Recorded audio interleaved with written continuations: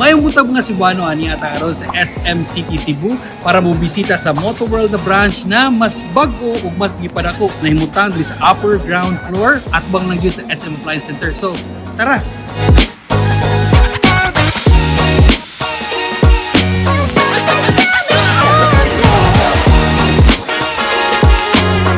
So, pagkasul pa lang ninyo, makita na ninyo ang nagkadaiya mga display sa mga helmets o asa na sa mga motorcycle riding gears.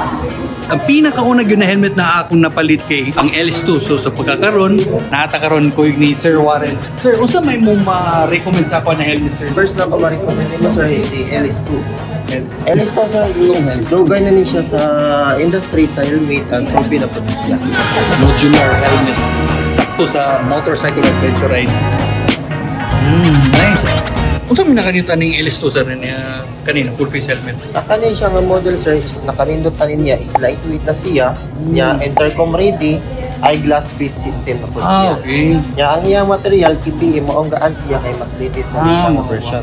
Dual visor Yes, sa sir, dual visor ni siya, sir. Para kung tasong magbiyahe kag buntag, suwa ang adlaw, pwede ra nimo gamiton. Dinood siya na lightweight kasi siya. Sa presyo nga 5,290.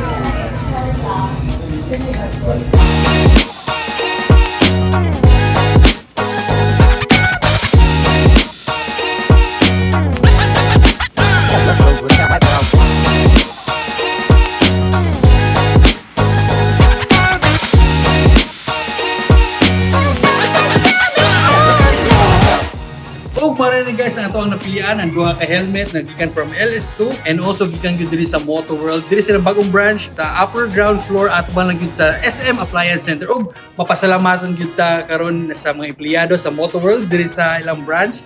Dali may Stella, Sir Martin, and Sir Warren, and also sa ating mga gwapo diri ng mga sales agents.